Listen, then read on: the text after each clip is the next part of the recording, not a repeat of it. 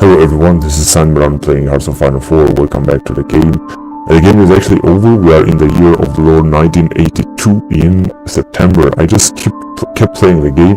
As you can remember, the campaign finished in 1976, as far as I can remember, when USA has capitulated. But as I said, I wanted to continue to play the game to see what is going to happen next, to see if something is going to happen, especially a war or something else, and try to check how the things will go on further when there is a new world order, and that will be a Nazi world order, and there will be no other faction other by Axis faction. So there will be a total Nazi world domination or order, or however you want to call it. And I just want to see if there will be possible further advance or something like that. Diplomatically, unfortunately, you can do nothing. For example, you cannot take one of your allies and get it out of the faction, or declare war on one of your allies, or decrease stability, or increase a faction, or increase party ideology, for example, in a country. You can do these things. Or, for example, try to start a civil war in one of the countries, try to sabotage your allies or something like that. It would be nice, for example, if Paradox would implement more diplomatic options between factions, as you can see towards other factions that are being in Axis. There are not so many diplomatic opportunities and diplomatic relations that you can do, only boost party popularity. Of course, only positive things. This is actually good because this is very helpful in the middle game, but in the late game, when there is total peace, then there is nothing else you can do actually. It's everything alright and everything goes good. But for example, if you could destabilize some of your allies for some reason, of course you can do it, but for some reason, then they would be problematic in the middle game, because you couldn't rely 100% on your allies. Perhaps you would also be sabotaged by your allies as well, something like that. But anyway, as I said, I think it would be very, very interesting if you would have more diplomatic options here, for example, to try to interact with your puppet states or with your allies. I think it would be much, much more interesting. As you can see, the year is 1982. I can leave this go on. That is right. And there is nothing else that you can do or you can change in a game.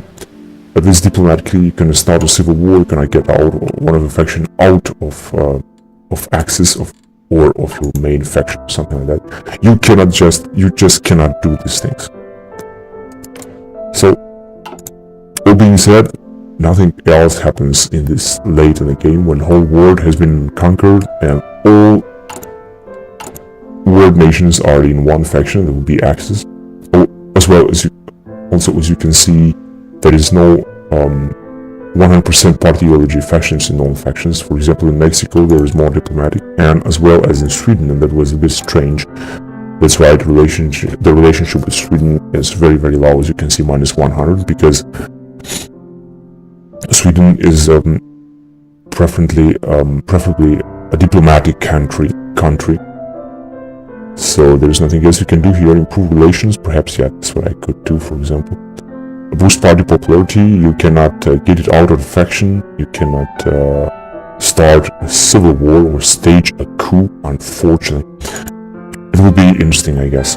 Of course, the main purpose, you can ask what's the main purpose if you're gonna do all these things and stuff.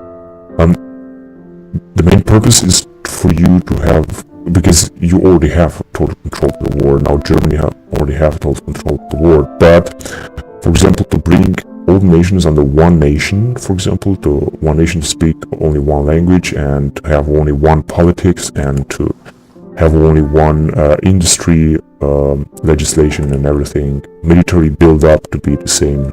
Because, for example, right now, Italy is recruiting even more units. As you can see, they have 1,101 divisions. That means like, I don't know, 10 million men or maybe more. And so does Russia, so does Spain, so does many other nations do that.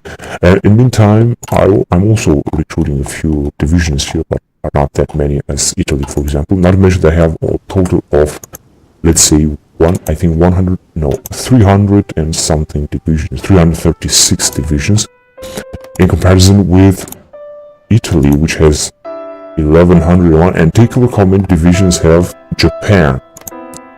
857. Yeah, I mean, what do they need so many divisions? And they are keeping like 18 divisions in one port only, such as in Shanghai, I think. And like 31 divisions in Tokyo, which is supposed to be here. I mean, what exactly do they need so many divisions? Or like 17 divisions in Iwajima, I think this is it. No, I think... I'm not quite sure which... No, this is Okinawa, that's right, this is Iwajima. So they have 17 divisions. Yeah, so all in all, this is simply too much. This is pretty simply too much. There are countries such as Russia that has, let's see how many, 130 divisions, and they have only very few territory here and not important territory right here in the east. So what's the point of it? I would say, I would ask, no. Anyway, it would be better if you could do something more in the late game, perhaps, because I mean, practically the game is now over and it makes no sense to play it on. However, I'm just gonna show you guys just shortly what is the industry capable of in this late stage of the game when you control the whole world with the German Reich. And as you can notice, before I'm gonna do that, although I could annex even more territory after a lot of wars, I didn't. After a lot of peace deals and after like during and after the World War II, let's say like that. I could annex more territory, but I didn't. As you can see, Japan had an extra lot of territory, and Italy has an extra lot of territory. As you can see, all Africa and some parts of South America. And Japan also annexed the whole Australia and New Zealand, not to mention almost all Russia, and some territory here, which I think it also belongs to Russia. Belonged to Russia before that. Anyway, I could annex a lot of more territory. I could annex the entire United States, and that would bring an incredible amount of industrial capacity, but I didn't. I just wanted to play on and see if I can interact with nations even furthermore, with my allies and other nations. But there is nothing left to do. Anyway, I just want to show you guys very shortly what can industry do in this very late stage of the game, where United States is puppet of Germany, and perhaps much of American industry and resources are going toward Germany. As you can see, there is a huge amount of positive resources all over the planet. And let's have a look on what industry can do. As you can see, anti-air artillery and anti-tank are like 40,000, 60,000 towed artillery units, as you can see, and there is a huge increase of it. And towed rocket 22. Take a look how many infantry equipment. 1 million infantry equipment, 1,090,000 to be more exact infantry equipment, from which foreign equipment 846,000 is foreign equipment that has been captured after the end of the World War II, and I think most probably from the Americans. If, for example, we take a look here at recruit and deploy panel, we can see that most of the foreign equipment is being used to deploy new and to recruit new divisions right now. As you can see, infantry equipment 3 from Greece and support equipment from Haiti. Another example here, paratroopers divisions use infantry equipment level 3 from Greece, which is perfect. And this SS motorized division, they just designed, is also using a lot of infantry, motorized equipment and support equipment from Haiti. So, going back to industry, from a total amount of 1 million, at least 1 million infantry equipment, let's say 4/5 of the infantry equipment belongs to foreign equipment that has been taken by the end of the war. Mechanized 10,000, motorized 242,000 trucks, to say the least. Support equipment 116,000 tons, something like that. Heavy tank, a lot, and light tank as well. Medium tank, as you can see, 44,000 units of medium tank. This is incredible. And super heavy tank, motor tank, and so on. Take a look at strategic bombers. 3,000 strategic bombers only. Another 2,000 jet strategic bombers. I mean, what do you need all this? Transport planes 600, whatever. Fighters, almost 7,000 fighters. Carrier fighters 5,000. Cruiser support 5,000, and so on. 3,400 naval bombers. Jet fighters 5,000. Rocket interceptors, whatever. Tactical bomber 5,000. and heavy fighters another 5,000. Convoys 3,000. So there is a huge amount of fighters here. We're gonna take a look here, for example. You see that we have a total of 25,000 fighters and 9,600 bombers, and close air support 14,700. This is a total of, well, let's calculate, 39, 49, almost 50,000 aircraft, military aircraft that is in disposal. So of course the question is, what are you gonna do with it? It's just march every day, let's parade every day into the conquest countries or something like that. That would be an idea, because there is no other use of them. You could make, you can go at war right now with this huge amount of industry that you have, and with this huge amount of military equipment that you have. Now let's have a close look also at the floater, and let's see what we have here. For example, Kriegsmarine, which at the end of World War II, as you can remember, here near Washington was completely decimated and had only like 3 or 4 ships left.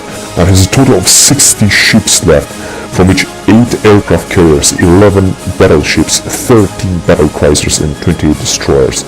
This is an extraordinary amount of military navy here that we have at disposal. And with this fleet, I would gladly and happily go to a new world war if I could. Now take a look at this German Light Flotilla 3 that just Ostsee Flotilla unfortunately has been completely decimated, and I didn't, actually I could rename this Ostsee Flotilla, why not? Ostsee Flotte actually is being called. No, the Flotte, I think this is the right name. That's right. So let's reborn this. Take a look at this, it has another 8 aircraft carriers, 7 battleships, and 16 heavy cruisers and 20 light cruisers. This is an incredible amount. We're gonna look further into what we have here. German Light Flotilla 2. This one also has a good amount of battleships, and is gonna reach even further battleships. There is German Light Flotilla 1 in Alaska that also has a huge amount of battleships. So as you can see, there is a huge military build-up. I also have a lot of divisions. I could have even more divisions if, for example, I would ask the puppet states such as the USA that has disposed of 44 divisions. I could take all of them, I think, but there is no need. Or, for example, if I'm gonna go to Russians that managed to put up a huge industry there. As you can see, they have 130 divisions as disposal. I could take actually all of them if I would like to. And other puppet states also have a decent amount of divisions, such as Poland, that is, take a look what the small territory it has. Take a look how many divisions, 28 divisions, incredible. And other puppet states such as, well, I don't know, I think some states in here, and so on.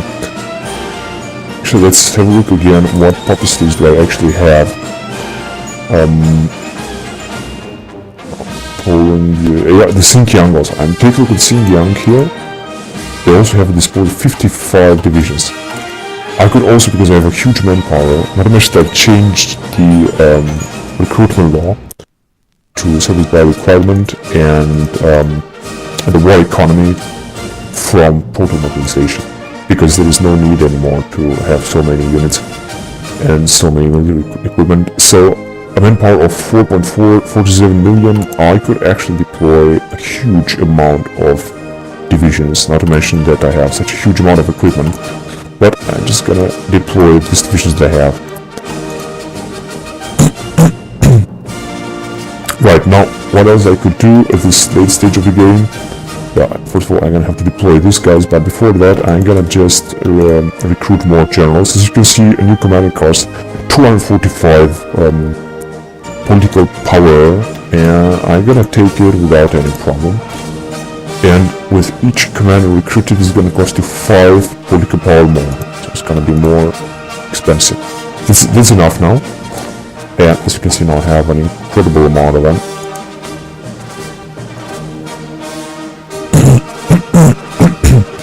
Most of them are being fresh recruits, so they have skill 1 only. I could also deploy or recruit new admirals. If I'm gonna go, for example, to one flotilla. A new commander, new admiral, costs 185, so we'll deploy even more. That's right. It's maximum amount of admirals they can deploy. I already have a lot of them. Right, now let's get back to some of the newly recruited troops and let's assign them somewhere.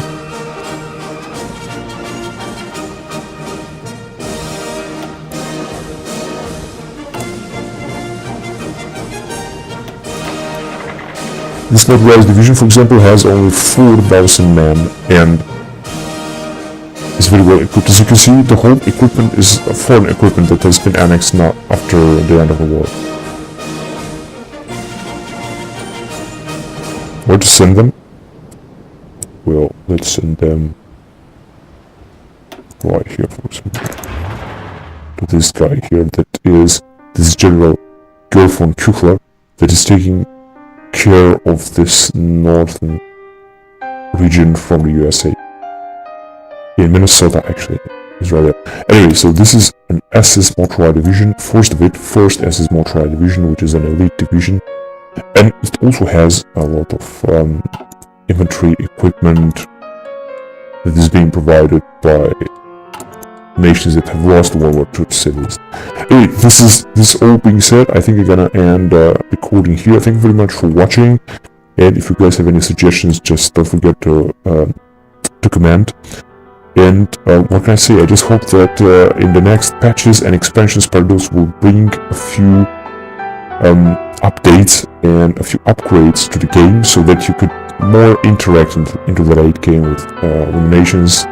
That you could have more diplomatic options, not only in late game, but also in middle and early game. This would be much more interesting to have a more diplomatic approach of the game, of the entire game. I mean, this would be much more interesting. So thank you very much for watching, and take care. Bye bye.